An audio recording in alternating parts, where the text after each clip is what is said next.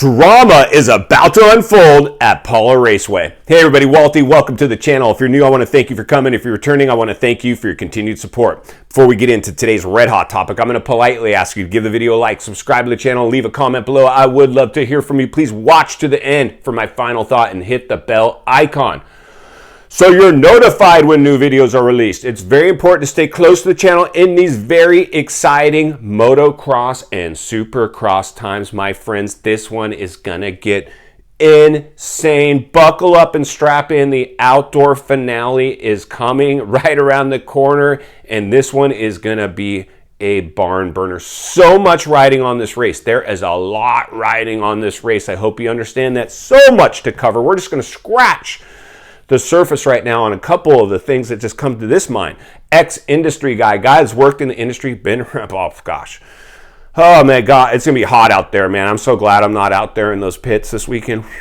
Just a couple times I've been glad I'm not in the industry anymore. I love the industry. I watch it under a microscope. I understand the politics of the industry, how the companies have to maneuver in this thing, the riders, the pressures. This is also noisy now with social media. And I saw Chase Sexton, I think, has a new channel. Check it out. Search up Chase Sexton. Cool video. Love it. I think he's a cool guy. I am cheering. In fact, we will just go ahead and start with the Eli Sexton showdown. This is the closest chase in moto history. This one is historical. 50 years of motocross ending in the finale. 1 point. 1 point between the title fighters. Sexton versus Tomac. Where's your money at? As a betting man, you'd have to put your money on Tomac. He's done this before. He has national championships.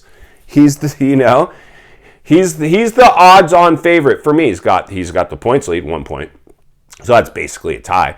And whoever wins this weekend wins the championship. Now, Sexton, I will say this. Tomac hasn't put it on the ground as much as Sexton. He's had some bad starts. He's maybe bobbled. He's, maybe hasn't been able to work through the pack quite as well as Sexton's put it on the ground and a couple times in spectacular fashion. So for me, my money would have to go on Tomac. But I'm rooting for Sexton, man. I think the kid's cool. I like him. He seems to have his head on straight. Seems to be I don't know, I saw something on him. I think maybe he has a special needs sibling, sister or something, or brother.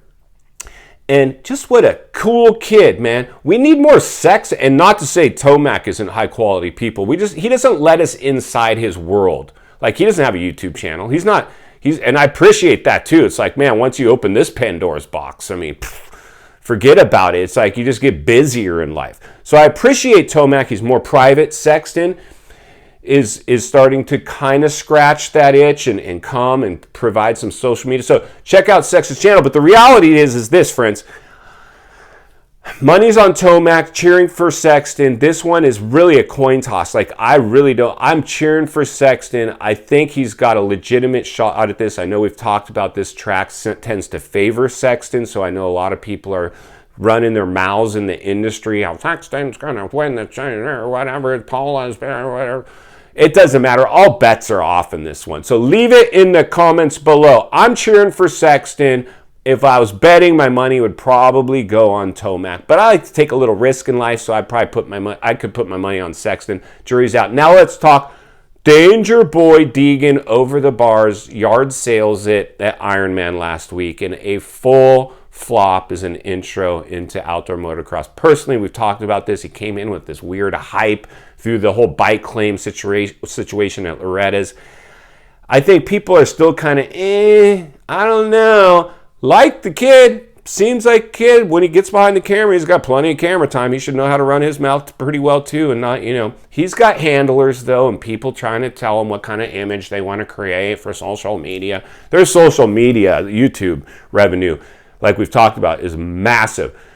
Deegan's YouTube channel, massive. This thing is massive, massive, massive. Millions of dollars at stake. So I've always said, or I haven't always said, but I've heard it said, there's any publicity is good publicity. I'm not so sure.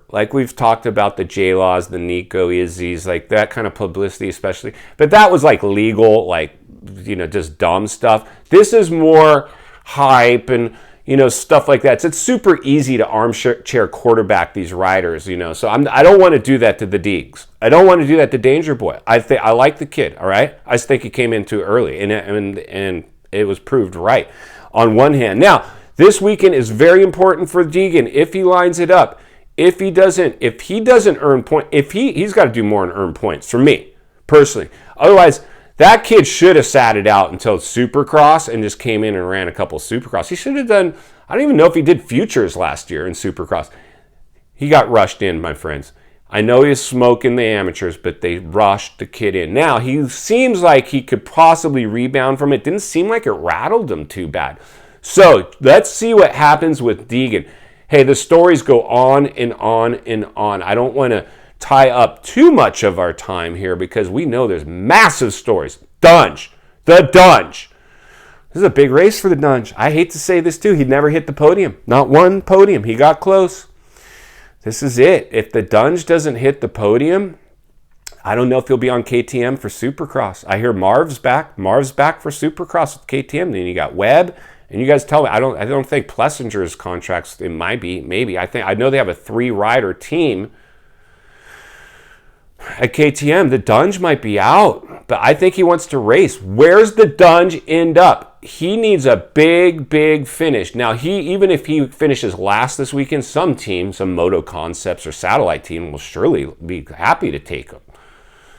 The debunked Rocky Mountain ATV KTM team that's now Butler Brothers again, whatever. Like, somebody will take the Dunge, but the Dunge, he's not going to come race unless he thinks he can actually get in there and mix it up and hit the podium, maybe even contend for championships. I want to know what you guys think. This is going to be fun. I will see you guys after Paula right here at the channel. Make sure you like, subscribe, give the video a like, have a comment, and I will see you guys on the next video.